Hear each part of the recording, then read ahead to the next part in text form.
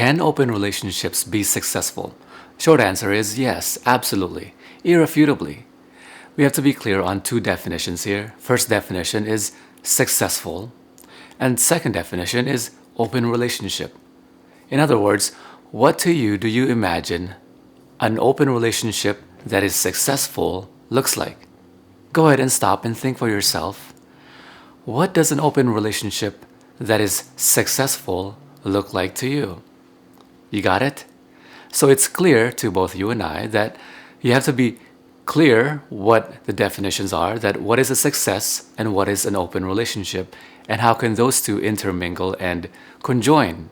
How can they be a successful open relationship? Let's first define success. What to you is a success? How do you define success? Because intrinsically, in and of themselves, words have no meaning unless they're given meaning. So everybody has a different definition of what a success is. There's a dictionary definition. There's the definition you look at Merriam-Webster on Google. But if you look at the definition of a success, if you scroll all the way down to different definitions, you look at the archaic definition. Archaic means old and no longer used definition. And the result would be outcome.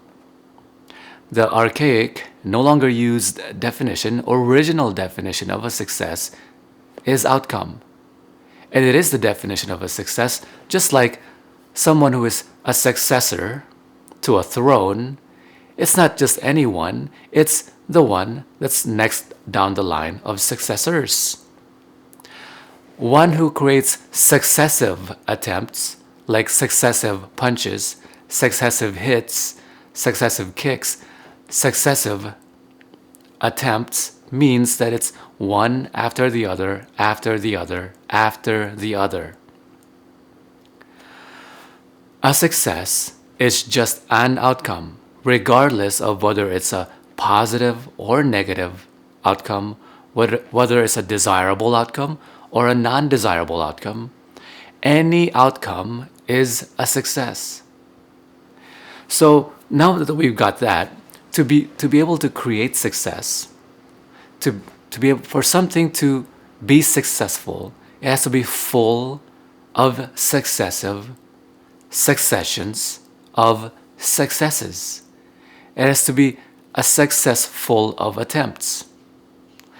An attempt that creates an outcome, and which creates more attempts, and which creates more outcomes, is a success. One who creates lots of outcomes is successful. And how you create outcomes is to make an attempt. So, to distill it down into one simple term, a success is one that can persist. We're going to leave that alone for now. We're going to come back to it. What is an open relationship? An open relationship is a relationship which is not closed.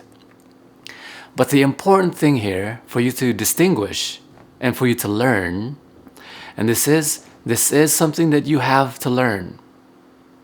Whether you like it or not, for an open relationship to be genuine and authentic and a legitimate form of a relationship which is founded on happiness and satisfaction and fulfillment, it must involve three things which I talk about, which you must include, must be a part of the open relationship aspect.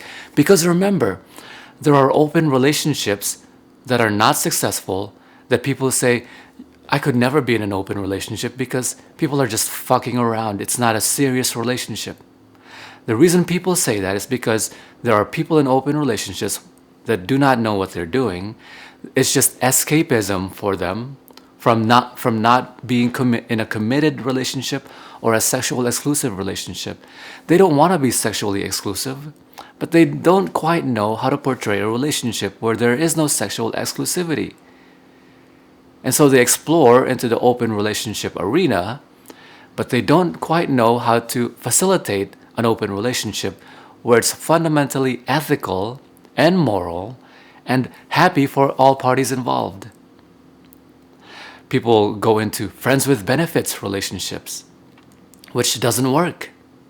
because they don't have the three things that are found that are essential for happy, fulfilling, satisfying, and successful open relationships, or successful relationships in general. Because remember, a relationship which is not open is closed. And a closed relationship cannot make for a happy one. Let me tell you why. Number one requisite for a relationship to be fulfilling, satisfying, and wonderful, and actualizing is unconditional love. Your genuine wanting for your beloved's happiness intrinsically to your own happiness. Their happiness makes you happy, whether it's with someone else, whether you're involved or not, whether it's something they're doing that has nothing to do with you or something to do with you. If it makes them happy, it makes you happy. Jealousy is not involved at all. The idea of ownership is not a part of it. Number two requisite is non-judgmental acceptance, accepting the person for who they are as they are, with flaws and all, blemishes and all, accepting them for the person that they are. And one of the primary aspects you must accept of them is that they are human, and human beings did not evolve to be monogamous.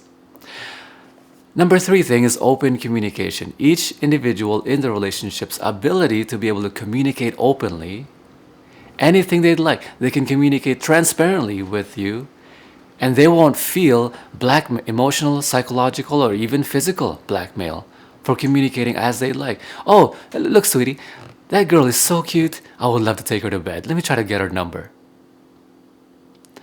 Oh, hey, baby, that guy is so cute. I would love to take him to bed. Let me talk to him and get his number. To which I would say, let me help. I'm good talking with people.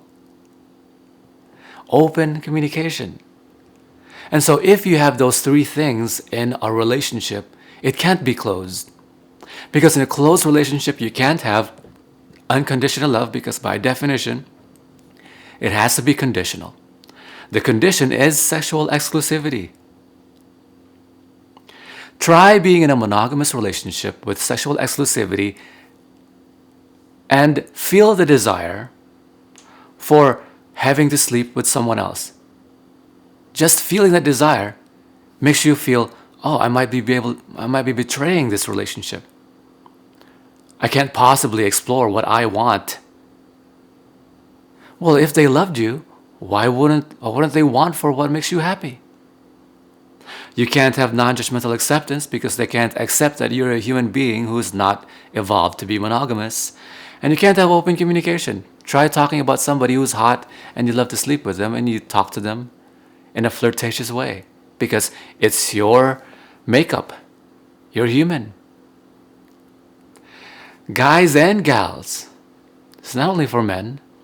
So if you have that, do you imagine a relationship which, with those three fundamentals in place, can be successive, persistent, on its own accord? Well, let me ask you a question.